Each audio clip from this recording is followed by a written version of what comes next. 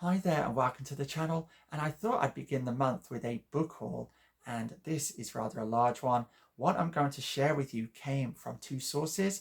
Firstly, the used bookstores of Taipei City, so a rather random selection as one would expect, and the remainder were purchased online, a mix of new and used books funded by donations to the channel. So without further ado, let's begin. And we have here Shirley by Charlotte Bronte. This is actually the second copy I've purchased because over here I have a Penguin Classics, and the type is microscopic and it's full of students' annotations with a lot of Chinese sprinkled in there. I'm always intrigued by these annotations to see whether they read right to the end of the text. It's very rare that they do so, and sure enough, around halfway through, this person just gave up.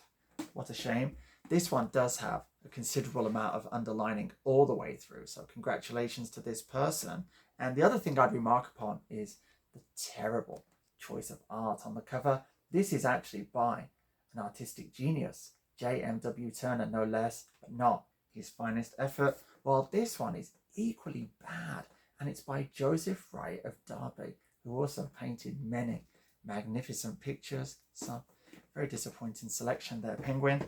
Next we have Dr. Glas by Hjalmar Soderberg. It has an introduction by Margaret Atwood, but I won't let that put me off.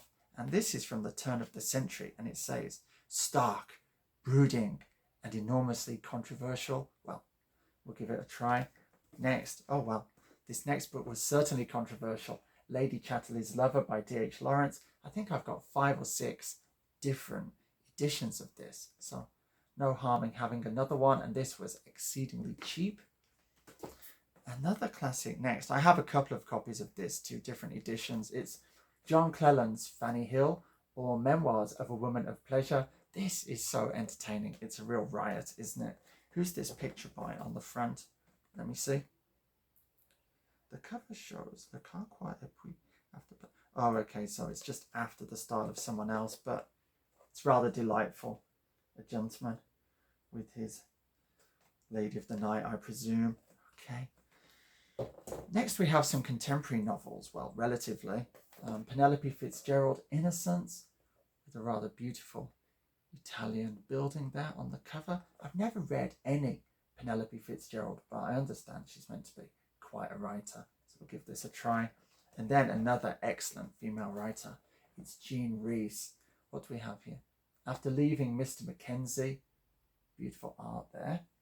And another one, Voyage in the Dark. So I know many people have read Wide Sargasso Sea, which I have over there, which is a rewriting in effect of Jane Eyre, but not so many are familiar with her other novels, so I'm really intrigued to see what we have here. She always reminds me of Christopher Isherwood.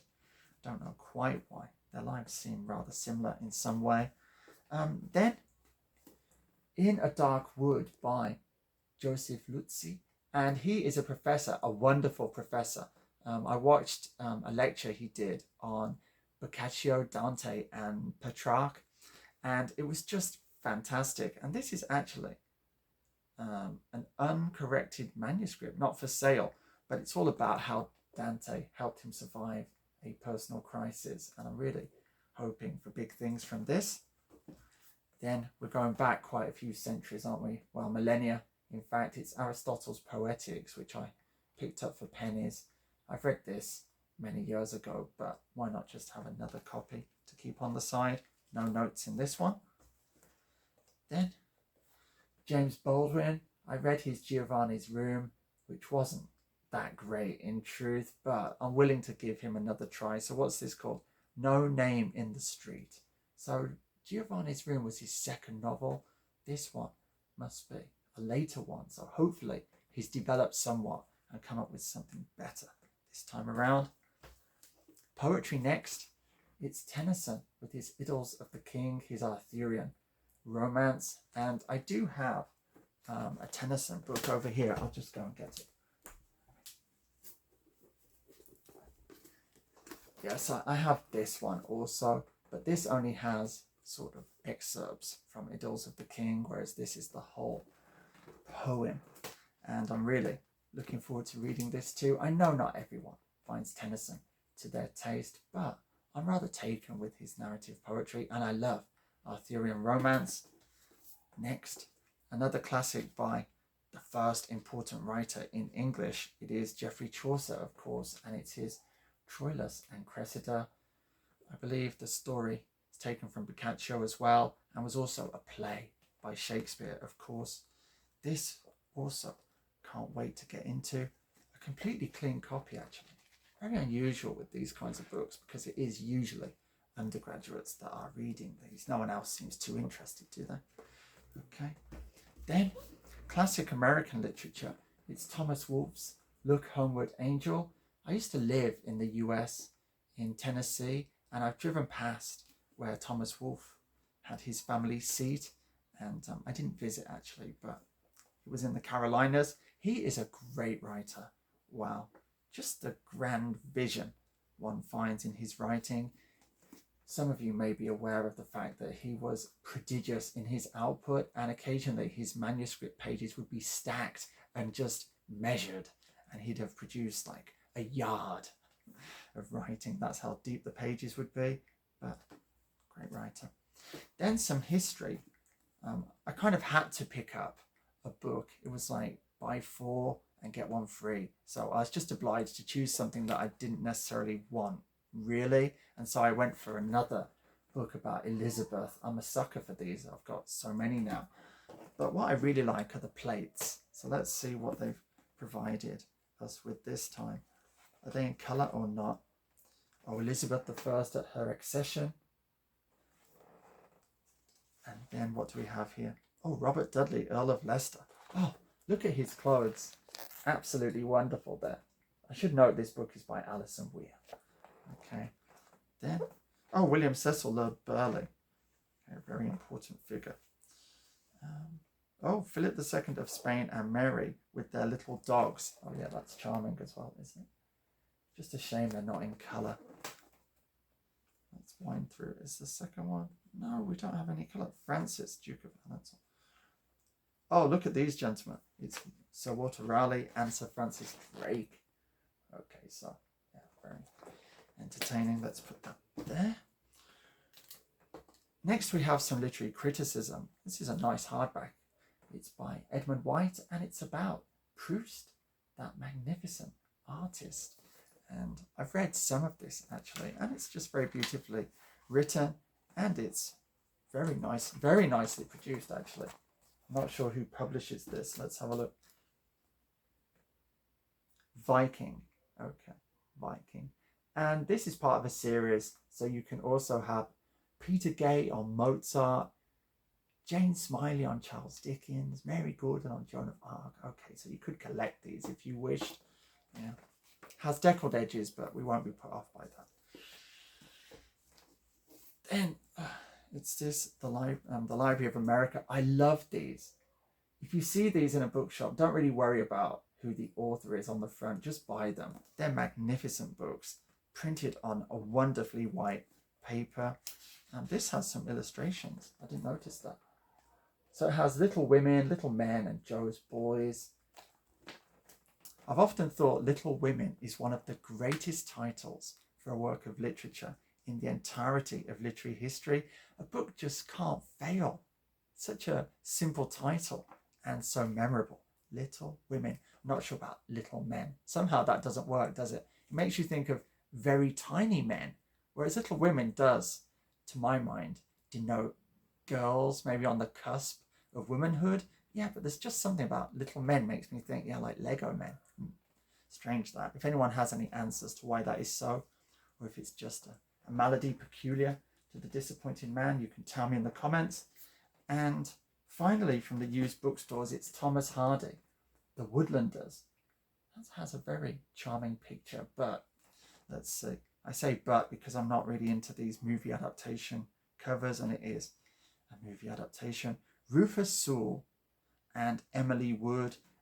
And he kind of looks like he's not quite throttling her, is he? But, you know, the hand placed on the neck, I think some people might even find that a little aggressive in the current cultural climate. Let's have a look. Who's it by? A Phil Angland film. Hardy's pastoral tragedy. Okay, about set in Little Hintock and the turbulent emotions coursing through the daily lives of its inhabitants. Well, can't wait to have a look at that too. That concludes all of the books I found in the used bookstores of Taipei City. Quite a good selection there. Now, the ones I bought new.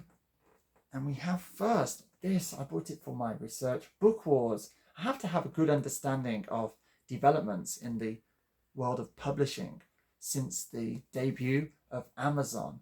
And this guy, John B. Thompson, has written 3 books that cover what I'm interested in. So this one, what's the subtitle? The Digital Revolution in Publishing. I really don't like this kind of hole there. I'm not really sure it works. It just looks like a bullet hole, but I think it's meant to signify, I don't know, the end of the paper book or something, but I don't think it works. Okay, never mind. But the contents are what we're interested in. Next, Keith Vaughan's journals. So Keith Vaughan was an artist who was active during the Second World War, right up until the 70s, and he was homosexual, and he wrote quite a lot of autobiographical material, and he published at various intervals his journals. And so this is a very nice hardback that I bought online.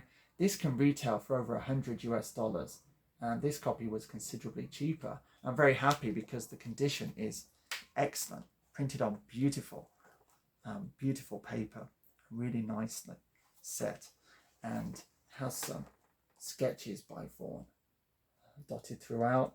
And yes, I'm really impressed by the quality of the writing and the product itself. So funded by the donations, I'm so happy to get hold of that. Then we have some more of these self-published illness narratives, which are really what I'm going to write my dissertation about. So this one, My Story, My Decision, that is by Melissa Michelle, and it's about her surviving breast cancer.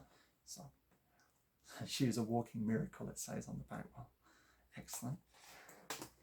Another one, I like the cover on here, The Fight of My Life. There he is in his boxing gloves, and living with cystic fibrosis and surviving my double lung transplant. Wow, it's amazing what life can throw at you, isn't it? William D. Mahaney III.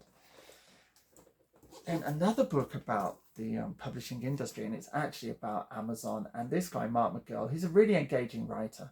I read some of this when I was doing my thesis. Now I can have my own copy of the book, thanks to the people supporting the channel. And it's called Everything and Less, the novel in the age of Amazon. So this is his basic contention, that we have now entered a new age of the novel. So brand new copy. Very, very nice. What's this? Romantic realism. Okay. Then another self-published illness narrative. It is a journey through a psychotic breakdown. And this guy is interesting. It's Douglas Goncalves, and he is someone who lives in Brazil. And part of the book is written in the third person, as if it's happening to someone else, and then it will switch to the first person when he's feeling kind of restored. So it does have that kind of interesting division there. We have some photos too. He worked in hotels, so he has some interesting observations on lots of high-end hotels. He goes to the opening of one by Philip Stark, and he's just saying how amazing it is. So that's kind of going on while he's also busy falling apart. This one has a rather new age cover, doesn't it? Bright Side of the Road, A Spiritual Journey Through Breast Cancer by Anne-Marie Bennett. This is a rather larger than you tend to find with these self-published books. Almost 200 pages. What do we have here? On the road to normal, wheresoever you go, go with all your heart. That is Confucius. You'll often find that these self-published illness narratives do have like a quote at the start of each chapter, and I'm really intrigued by where they draw their inspiration from. One had a quote by Captain James T. Kirk of Star Trek. So this one, the longest journey is the journey inward. Who said that? Go on, take a guess. I'm going to tell you it's Dag Hammarskjöld, who I believe worked for the UN. Is that correct? And he was a president at one point, I believe, of some Scandinavian country. And I think he was assassinated. His plane was shot down over the Congo or something like this. Yes. So interesting that they would turn to that person here. To get through the hardest journey, we need take only one step at a time, but we must keep on stepping. That sounds like a dance tune, doesn't it? Keep on stepping. Chinese proverb. Okay, so we don't know who said that. All right, let's put that to one side. Another breast cancer one here by this lady, and her name is Yvonne Joyce Dunkley. My smile now shows the joy and exultation in looking past my pain and allowing God to use me for his glory. Okay, so her disease was God using her for his glory. How interesting. I don't think I want God to use me for his glory in that way, but each to their own. Reflections on my past. Okay. Oh, it's got a quote from God. My God said, despite all these things, the overwhelming victory is mine, but only through Christ, who loved me. It's great to have a quote from God. I wonder who recorded that and what language God was speaking there. Next we have Jellyfish, another illness narrative, and this one, a journey through life, death, and beyond. So how interesting. This one is going to take us beyond death. So I don't know how they got their manuscript to the publisher. Oh, it's by Kim and Andrew Oliver. Okay, so they may have transmitted their manuscript to someone who survived them. Oh, this is beautifully set out for one of these self-published books. Much nicer than the usual ones. Writing with Andrew. Oh, it's got a quote. This time the quote is from Andrew. Oh, I see. It's kind of a mix of two people's contributions. Oh, again, this is why I'm doing my research in this area. I seem to find some fresh approach in so many of these self-published books. And basically what's been going on is scholars working on illness narratives pay no attention at all to these self-published efforts. They just go with the big hit illness narratives that come out of the major publishing houses. So that is my kind of unique selling point of what I'm doing. And this book is, again, a vindication of my approach. Just got a few more and then we're done. I have what? Oh dear. No one wants to hear that, do they? Christopher Gomez was a medical mystery. All right, let's find out a few details about this mystery. Doctors were unsure exactly what disease he was suffering from. Oh dear. But they could plainly see that he was suffering. He was initially diagnosed with Guillain-Barré syndrome, led to the first of many hospital stays. What did he have in the end? In the end, he had a disease that has so many syllables, I'm not going to be able to say it, but it is abbreviated to CIDP. Oh dear, Christopher. A neurological disorder with a close relation to Guillain-Barré syndrome. Okay. Moving on. And lastly, we have the bipolar writer. And who's this by? James Edgar Skye. This is rather a Poe-like cover, isn't it? With the raven and the quill there. Perhaps they've got some interest in Poe, who does write, after all, about a considerable number of mental afflictions. Let's open this up and have a brief look. Oh, this is really nicely produced as well. Oh, it's got some trigger warnings in here, so this could be disturbing. Yeah. And some poetry, which also like in these illness narratives that you'll see this mix of genres and people just switching between them. So here is the first part. I'm an introvert. I've been that most of my life, but there's nothing wrong with that in my mind.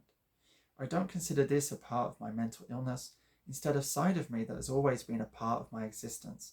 It is a part of who I am on the inside and how others perceive how I live my life. An introvert to me is defined as someone who's energized by being alone. Yeah, energized by being alone. I think I, the disappointed man, am something of an introvert. Although it's complicated, isn't it? Because when you're reading, are you really alone? So I'd say I'm energized by contact with writing, by other people, stimulating writing.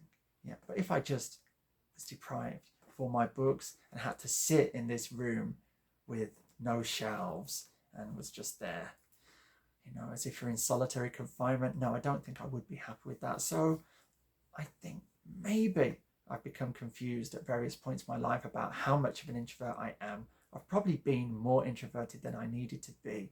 The truth is, I do like my solitude, but it does have to be populated by all these other voices, as you can see. So there we have it. I hope you enjoyed that book haul. Please forgive me if I was rather irreverent as I went through those illness narratives, but I don't really wish to sit here weeping as I lead you through them. I do, in my scholarly work, engage with them in a very serious way. So I should just point that out. Okay, all that remains is for me to bid you farewell in the time-honoured fashion. So until the next time, be safe, be strong, nanu nanu.